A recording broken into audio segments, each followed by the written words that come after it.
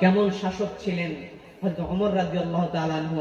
সেই ওমরের কাহিনী শুনলে আমাদের গা শিউরে ওঠে, কিন্তু আমরা সুবহানাল্লাহ আলহামদুলিল্লাহ শুধুমাত্র ওই মঞ্চের মধ্যেই আলোচনা শোনার মাধ্যমে আমরা শেষ করে দেই। কিন্তু না, ওমরের শাসন সমাজে প্রতিষ্ঠার জন্য আমাদের সংগ্রাম চালিয়ে যাওয়ার দরকার আছে না নাই?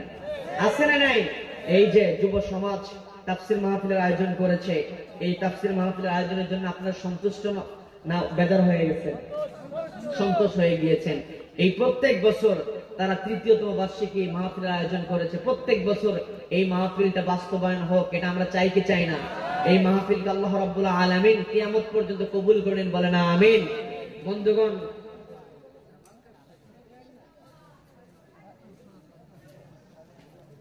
সম্মানিত বন্ধুগণ, আমরা এসেছি এই জায়গায়, শুনলাম কার কালাম? কার কালাম? এই আল্লাহর কালাম। হুজ্জাতুল লাকা ওয়া আলাইক, নবী বললেন আল কোরআন হুজ্জাতুল লাকা ওয়া আলাইক, এই কোরআন তোমার জন্য পক্ষে সাক্ষী দেবে অথবা তোমার বিপক্ষে সাক্ষী দেবে। এই কোরআন যদি আমার আপনার বিপক্ষে সাক্ষী দেয়, আমাদের বাঁচার কোনো উপায় থাকবে? আর যদি আমাদের পক্ষে সাক্ষী দেয়, আমাদের মতো সফল আর কেউ হবে? এই কোরআনকে আল্লাহ রাব্বুল আলামিন আমাদের পক্ষের সাক্ষী বানানোর জন্য যেই যোগ্যতাগুলো আমাদের অর্জন করা দরকার, সেই যোগ্যতা রব্বুল আলামিন আমাদেরকে অর্জন করার তৌফিক দান করুন, বলেন আমিন। বলেন আমিন। এখানে প্রশ্ন দেওয়া হয়েছে, হুজুর ঝাড়ফুঁক করা এবং ঝাড়ফুঁক করে টাকা নেওয়া জায়েজ আছে কি? কোরআন হাদিসে কি বলে? ঝাড়ফুঁক করা, এই কোরআনটাকে আল্লাহ রাব্বুল আলামিন আমাদের জন্য দিয়েছেন। কোরআনের মধ্যে শেফা আছে না নাই? আছে না নাই? এই যে ঝাড়ফুঁক করা হয়, এই ঝাড়ফুঁকের মধ্যে আলেম ওলামারা যেই সূরাটা বলে, সেই সূরাটার কথা আমি আপনাদেরকে বলে দেই। সেটা হচ্ছে, যত রোগের জন্যই আসুক না কেন, যত আয়াত পড়ুক না কেন, ওই হুজুর সবার আগে সূরাতুল ফাতিহা তেলাওয়াত করে। কি কথা বলেন? এই যে কোরআন তেলাওয়াত করে ফু দিল, অনেকের প্রশ্ন জাগে যে কোরআন তেলাওয়াত করে যেহেতু ফু দিয়ে দিল, এই কোরআন তেলাওয়াত করে ফু দিল, এখন তাকে হাদিয়া দেব কি দেব না? প্রশ্ন আছে না নাই? আছে না নাই? নবীজির এক সাহাবী একটি গোত্রের কাছ দিয়ে যাচ্ছিল। সেই গোত্রের যে সর্দার ছিল, সেই সর্দারকে সাপে কেটেছে। কি কেটেছে বলেন? সাপে কামড় দেয় না? এখন চিকিৎসা কি করবে? যখন সমাজের নেতা, আপনাদের এলাকার যিনি মুরব্বী হয়, তিনি অসুস্থ হলে এলাকার সব মানুষ চিন্তায় থাকে কি থাকে না? সবাই দোয়া করে, মুরব্বী যদি ভালো হয়, নেতৃত্বে যে থাকে সে যদি ভালো হয়, সে যদি বিপদে পড়ে, এলাকার সব মানুষগুলো কষ্ট পেয়ে যায়, পায় কি পায় না? ঠিক তেমনি ওই গোত্রের যেই নেতা ছিল, তাকে যখন সাপে কাটলো, তখন আল্লাহর এক সাহাবী সেখান দিয়ে যাচ্ছিলেন। যাওয়ার সময় যখন দেখলেন সাপে কাটলো, তখন ওই সাহাবী বললেন যে এই সাপে কাটার রোগীর চিকিৎসা আমি করতে পারবো, তবে বিনিময়ে আমাকে হাদিয়া দিতে হবে। কি দিতে হবে? সেখান থেকে তিনি ছাগল হাদিয়া নিয়েছিলেন, বকরি হাদিয়া নিয়েছিলেন। তো কাজেই ঝাড়ফুঁক দিয়ে কি করা যাবে? হাদিয়া নেওয়া যাবে, কিন্তু এটাকে বাধ্যতামূলক করা যাবে না। হাদিয়াটা কি হয়? হাদিয়াটা কি হয়? নিজ ইচ্ছায় যেইটুকু দিবে সেইটুকু নিতে পারবেন। আবার প্রশ্ন দেওয়া হয়েছে, জমি বন্ধক রাখা জায়েজ আছে কিনা? জমি বন্ধক, এটা খুবই গুরুত্বপূর্ণ একটা প্রশ্ন। খুবই গুরুত্বপূর্ণ একটা প্রশ্ন। আমাদের সমাজের মধ্যে এটা অহরহ দেখা যায়। জমি বন্ধক আপনাদের এদিকে কোন সিস্টেমে রাখে? যেই পরিমাণ টাকা নিয়ে নেয়, যতদিন পর্যন্ত ওই টাকা না দেবে ততদিন পর্যন্ত ওই জমি আর ফেরত পাবে না।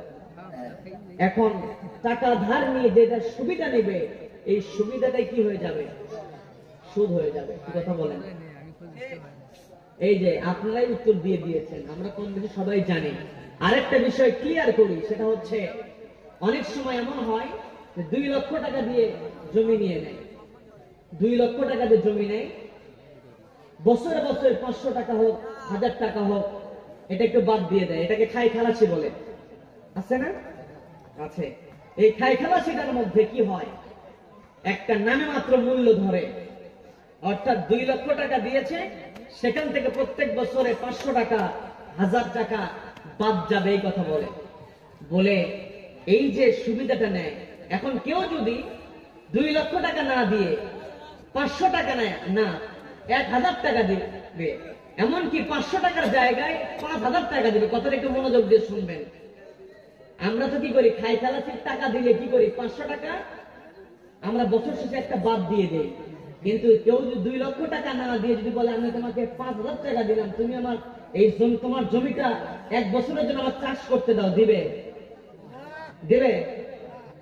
এখানে 2 লক্ষ টাকা দেওয়ার জন্য খোয়ান্তি বাবদ 500 টাকা বাদ দিয়ে সেটাকে মেনে নিচ্ছে। কিন্তু যদি ওই ব্যক্তিকে বলা হয় যে তোমাকে আমি 2 লক্ষ টাকা দিতে পারবো না, ঠিক আছে, কিন্তু তোমাকে 5000 টাকা দিলাম, তুমি 1 বছরের জন্য আমাকে তোমার জমিটা দাও, দিবে? দিবে না। এই যে সুবিধাটা দেয়, মূলত টাকা দেওয়ার জন্য সুবিধাটা দেয়, কি কথা বলেন? এই জন্য এটা শুধুমাত্র নামমাত্র জায়েজ করার জন্য, অর্থাৎ আল্লাহকে একটা বুঝ দেওয়ার জন্য। কিন্তু যদি এইরকম হয় যে আমি 1 বছরের জন্য তোমার জমিটা 10,000 টাকা কি 15,000 টাকা, এই জন্য আমি কি করলাম, ভাড়া নিলাম, আমি চাষবাস করলাম, 1 বছর পার হয়ে গেল, তোমাকে আর জমিও দিয়ে দিলাম, টাকা আমাকে ফেরত দিতে হবে না, এমন যদি হয় তাহলে এটা জায়েজ হবে। ওই টাকার জন্য যদি এক্সট্রা কোনো সুবিধা নেওয়া হয় তাহলে সেটা কখনো জায়েজ হবে না। আল্লাহ রাব্বুল আলামিন আমাদের সকলকে সঠিক বুঝদান করুন, বলেন আমিন। কারো কোনো কথা আছে? কারো কোনো কথা আছে? একটা গজল গান হুজুর।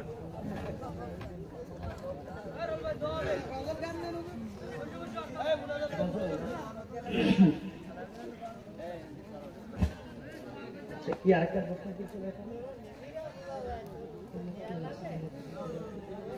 মূর্খ লোক মসজিদের নেতৃত্ব দিতে পারবে কি পারবে না জানার দরকার আছে না নাই? মসজিদের নেতৃত্ব কারা দেবে? পবিত্র কোরআন খুলবেন, পবিত্র কোরআনের 9 নম্বর সূরা, সূরার নাম কি? 9 নম্বর সূরা, সূরা তাওবা। 9 নম্বর সূরার নাম কি? তাওবা। 9 নম্বর সূরার 18 নম্বর আয়াত। সূরার নাম্বার কত? সূরার নাম্বার হচ্ছে 9 আর আয়াত নাম্বার কি? 18। সেখানে আল্লাহ রাব্বুল আলামিন স্পষ্ট জানিয়ে দিলেন মসজিদের আবাদ তারাই করবে যারা ঈমান আনবে কার উপরে? ঈমান আনবে আল্লাহর উপরে, ঈমান আনবে রাসূলের উপরে, আকামুস সালাত, নামাজ কায়েমের আন্দোলনে অংশগ্রহণ যারা করবে তারাই মসজিদের দায়িত্বশীল হবে। কি কথা বলেন? ওয়া আতাজ যাকাত, এবং যাকাত ভিত্তিক অর্থনীতি কায়েমের জন্য যারা চেষ্টা করবে এরাই মসজিদের আবাদ করবে। ওয়ালাম ইয়াখশা ইল্লাল্লাহ, একমাত্র আল্লাহকে ভয় করবে, আল্লাহ ছাড়া কাউকে ভয় করবে না। এই বৈশিষ্ট্যগুলো যাদের মধ্যে থাকবে তারাই মসজিদের দায়িত্ব পালন করবে। এই বৈশিষ্ট্য যাদের থাকবে না তারা মসজিদের দায়িত্ব পালন করতে পারবে না। আল্লাহ রাব্বুল আলামিন আমাদের সকলকে সঠিক বুঝদান করুন, বলেন আমিন। তার কোনো কথা আছে? গজল গজল গজল গজল গাইতে হবেই।